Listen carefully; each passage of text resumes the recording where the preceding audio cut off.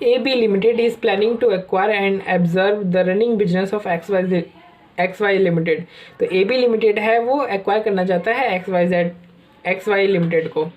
The valuation is to be based on the recommendation of merchant bankers and the consideration is to be discharged in the form of equity shares to be issued by AB Limited. As on 31/3/2006, the paid-up capital of AB Limited consists of 80 lakh shares of ₹10। तो इसके लिए जो XYZ limited है उसकी valuation करवाई गई, ठीक है। और वैल्यूएशन किसने करी? एक मर्चेंट बैंकर है उसने वैल्यूएशन करी है। AB जो लिमिटेड है उसके बारे में फिर बता रखा है हमें, यानी एक्वायर कंपनी के बारे में बता रखा है। टारगेट कंपनी की तो वैल्यूएशन करनी है, एक्वायर कंपनी के बारे में बता रखा है कि जो एक्वायर कंपनी की जो पेड अप कैपिटल है वो 80 लाख रुपीज़ की है और हर शेयर 10 रुपये का है, ठीक है। लेकिन उसकी मार्केट प्राइस के बारे में नहीं बताया। देखो बुक वैल्यू तो उसको बता दी हमें 10 रुपये की है, लेकिन अभी तक हमें मार्केट प्राइस नहीं बता रखा है। मार्केट प्राइस के बारे में आगे क्या कहता है? The highest and the lowest market quotations during the last 6 months were 570 and ₹430। कि जो पीछे के जो 6 महीने गए उसमें जो AB लिमिटेड है उसके शेयर का जो हाईएस्ट मार्केट प्राइस है वो 570 रहा है और जो लोएस्ट मार्केट प्राइस है वो 430 रहा है। For the purpose of the exchange, the price per share is to be reckoned as the average of the highest and the lowest market price during the last 6 months ended on 31/3/6। लेकिन हमें तो एक market price चाहिए, तो इन्होंने क्या बोला, अब आपको AB लिमिटेड का मार्केट प्राइस चाहिए तो आखिर के 6 महीने में सबसे ज़्यादा मार्केट प्राइस 570 पे गई थी और सबसे कम 430 पे गई है। तो आपको एक चाहिए भाई। आपको क्या करना है? आपको बिजनेस कैसे एक्वायर करना है? शेयर का एक्सचेंज करके तो बिजनेस एक्सचेंज करोगे ना, बिजनेस मतलब एक्वायर करोगे शेयर का एक्सचेंज करके।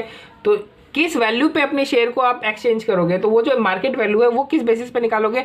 इन दोनों का जी एवरेज कर लो। आप क्या करो, इन दोनों का एवरेज कर लो। तो एवरेज कर लिए तो 500 आएगी, यानी AB लिमिटेड की जो मार्केट प्राइस है शेयर की वो क्या है? 500। XY limited's balance sheet as at 31/3/2006 is summarise below. तो XYZ लिमिटेड यानी जो टारगेट कंपनी है उसका बैलेंस शीट नीचे दे रखा है। शेयर कैपिटल दे रखा है, इसमें 20 लाख शेयर दे रखा है, 10 रुपये का फुल्ली पेड अप है। और ये 10 लाख जो इक्विटी शेयर है वो 10 रुपये का है, लेकिन उसमें सिर्फ 5 पेड अप है। यानी टोटल पेड अप कैपिटल कितनी हो गई इसके पास? 200 लाख और 50 लाख। यहाँ पे देखो 10 लाख इक्विटी शेयर का 10 रुपये का 10 लाख इक्विटी शेयर था, बट अभी तक दिए कितने? सिर्फ 5 रुपया तो दिया है ना, यानी 5 लाख ही तो हुआ। यहाँ पे 5 लाख दिया, यहाँ पे 200 लाख दिया, तो टोटल पेड अप कैपिटल कितना हो गया? 250 लाख हुआ ना टोटल पेड अप कैपिटल। फिर लोन्स दे रखा है 100 का और एसेट्स के बारे में बता रखा है कि फिक्स नेट एसेट्स है 150 की और नेट करेंट एसेट्स 200 रुपये की है, 200 लाख से। An independent firm of merchant banker engaged for the negotiation have produced the following estimates of cash flow from the business of XY Limited। और जो जिस मर्चेंट बैंकर को हमने बोला नहीं था कि आपको जो टारगेट कंपनी है XY उसका वैल्यूएशन करना है, तो उसने कुछ हमें मतलब अर्निंग आफ्टर टैक्स बता रखी है इसके फ्यूचर की, XY लिमिटेड के फ्यूचर की। हम इसने कैश फ्लोज बता रखे हैं, अर्निंग्स बता रखी है आफ्टर टैक्स की। तो देखो 7, 8, 9, 10, 11 इन सारे ईयर्स का बता रखा है। Earning after tax earning for equity बता रखा है, कितना? इतना बता रखा है। डू मतलब कि सेम, ऐसे नहीं कहते सेम यही चीज़। After tax earning for equity for 2008, after tax earning for equity for 2009, इस तरीके से। और टर्मिनल वैल्यू एस्टिमेट बता रखी है। टर्मिनल वैल्यू कौन सी ईयर की एंड की होगी? टर्मिनल वैल्यू 2000 जो 10/11 का जो एंड है उसी की तो टर्मिनल वैल्यू निकालेंगे ना।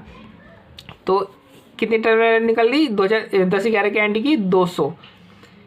अब यहाँ पे बता रखा है कि it is the recommendation of the merchant banker that the business of the XY limited may be valued on the basis of average of aggregate of discounted cash flows at 8% net asset value present value factor at 8% 4 years। कह रहा है कि जो merchant banker है जिसको हमने higher किया था वैल्यूएशन के लिए टारगेट कंपनी की यानी XY की वैल्यूएशन के लिए, वो कह रहा है कि अपन क्या कर सकते हैं ना, सबसे पहले अपन डिस्काउंटेड कैश फ्लोज जो है ना उससे कंपनी की वैल्यू निकाल लेंगे, फिर जो नेट एसेट है ना उससे कंपनी की वैल्यू निकाल लेंगे और फिर इन दोनों का क्या कर देंगे? एवरेज कर देंगे, तो अपने को टोटल कंपनी की वैल्यू का हमें पता चल जाएगा। इस तरीके से उसने करने के लिए बोला है।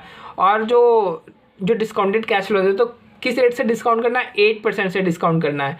और जो 8% से डिस्काउंट करना है तो 8% का PV फैक्टर भी दे रखा है, तो हमने PV फैक्टर को जो अर्निंग्स थी ना उसके बगल में लिख दिया हमने, ठीक है, ताकि हमें सोल्यूशन में आसानी हो जाएगी।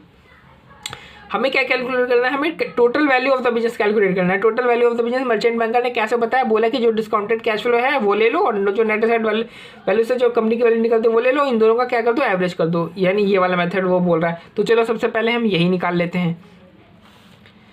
तो डिस्काउंटेड कैश फ्लो से कैसे निकालेंगे, पीवी फैक्टर हमें दे रखा है, अर्निंग्स भी हमें दे रखी है, तो इनको इंटू कर दो और निकाल लो जो भी आंसर आएगा।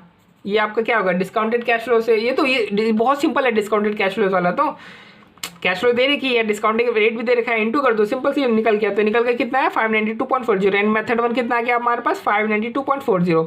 अब मेथड 2 निकालेंगे, नेट एसेट वैल्यू से निकालेंगे। नेट एसेट वैल्यू क्या होता है, इसमें हम total assets market value of the assets में से total liabilities including contingent liability less कर देते हैं, तो हमारा नेट एसेट वैल्यू नहीं हमारी मार्केट निकल जाती है। तो देखो टोटल एसेट्स की मार्केट वैल्यू, अब देखो मार्केट वैल्यू तो दे नहीं रखी, तो हम क्या मानेंगे कि जो बुक वैल्यू है वही मार्केट वैल्यू है, यानी ये क्या होगी, हमारी मार्केट वैल्यू टोटल एसेट्स कितनी होगी, 350 की होगी हमारे पास एसेट्स। और लायबिलिटीज़ क्या है, लायबिलिटीज़ के नाम पे सिर्फ लोन है और कुछ नहीं है, तो हमने टोटल एसेट्स माइनस लायबिलिटीज़ कर दिया, तो आंसर कितना आ गया, 250 लाख का। यानी मेथड 1 भी पता चल गया, मेथड 2 की भी वैल्यू पता चल गई। अब इन दोनों को फॉर्मूले में रख दो, तो एवरेज कर दो, तो क्या आ गया टोटल वैल्यू, 421.20 लैक्स का हमारे पास शेयर वैल्यू आ गया। सेकंड में क्या पूछ रहा है, the number of shares to be issued by AB limited. तो एबी लिमिटेड कितने नंबर ऑफ शेयर्स इशू करेगा, तो देखो जो टारगेट कंपनी जिसको एक्वायर करना चाहता है उसकी वैल्यू हमने अभी कितनी निकाली, 421.20 लाख निकाली, और एबी लिमिटेड के खुद के शेयर, एक शेयर का मार्केट प्राइस कितना, 500, तो ये कितने नंबर ऑफ शेयर इशू करेगा, तो टारगेट कंपनी का वैल्यू डिवाइड बाय खुद के जो मार्केट प्राइस है शेयर की, एक मार्केट प्राइस शेयर की वो है, और तो इससे नंबर ऑफ शेयर पता चल जाएंगे इसे कितने शेयर इशू करने हैं, 84,240 नंबर ऑफ शेयर इशू करने हैं, है ना, क्योंकि जो इसे नंबर ऑफ शेयर इशू करने थे वो मार्केट प्राइस के बेसिस पे इशू करना है, ठीक है। तो इसका खुद का एक शेयर का मार्केट प्राइस कितना, 500 हमने निकाला था ना, कि एवरेज करके 6 महीने का जो लोएस्ट और हाईएस्ट था उसका एवरेज कर दिया तो 500 आ गया था। तो एबी के लिमिटेड का जो मार्केट प्राइस एक शेयर का वो हो गया था, वो मार्केट प्राइस कितना 500 हो गया था, तो हमने तो 500 डाल दिया, तो हमें पता चल गया कि कितने number of shares market basis पे इशू करने हमें। फिर क्या निकाला, थर्ड में निकाला the basis of allocation of the share along the share holders of XYZ limited. अब देखो XY के जो शेयर होल्डर्स हैं ना वो दो कैटेगरी के हैं। एक तो कैटेगरी वाले ये हैं कि जिन्होंने फुली पेड अप हैं, एक कैटेगरी वाले वो हैं जिन्होंने सिर्फ हाफ ही पैसा दिया, यानी 10 में से सिर्फ 5 ही रुपये दिए हैं। दो कैटेगरी के हैं। तो अपन कैसे पता करेंगे कि किस शेयर होल्डर को कितना जो है शेयर इशू किया जाएगा। तो देखो टोटल पेड अप कैपिटल आ कितना रहा है, 250 आ रहा है ना, 250 आ रहा है टोटल पेड अप कैपिटल। तो 200 लाख वाले तो वो होंगे जिन्होंने फुली पेड अप किया, 50 लाख वाले ऐसे जिन्होंने फुली पेड अप नहीं, इन्होंने सिर्फ हाफ पेड अप किया है, पार्टली पेड अप किया है। तो जो फुली पेड अप वाले हैं उनका प्रोपोर्शन कितना है, तो 200 डिवाइड बाई 250 कर दो तो कितना प्रोपोर्शन आ जाएगा निकल के, 80%। तो इसका कितना आएगा, फिर इसका 20 आ जाएगा, यानी 80% लोग ऐसे हैं जिन्होंने पूरा पैसा दिया है, 20% लोग ऐसे हैं जिन्होंने पार्टली पेड पैसे दिए, पूरा पैसा नहीं दिया है। तो नंबर ऑफ शेयर्स कैसे इशू करेंगे, देखो टोटल नंबर ऑफ शेयर इतने इशू करने, इसका आप 80% कर दो, यानी इतने नंबर ऑफ शेयर्स, इसको 84240 का 80% कर दोगे तो ये नंबर आ जाएगा, ये 67,392 शेयर, यानी 67,392 शेयर्स हम को उस कैटेगरी ऑफ शेयर होल्डर को इशू करना है, यानी फुली पेड अप वालों को इशू करना है जिन्होंने पूरे पैसे दे रखे हैं। और 84240 का 20%, यानी 16,848 नंबर ऑफ शेयर उन शेयर होल्डर्स, उन कैटेगरी ऑफ शेयर होल्डर्स को इशू करने हैं जिन्होंने पूरे पैसे नहीं दिए हैं। सिंपल से पता चल गया।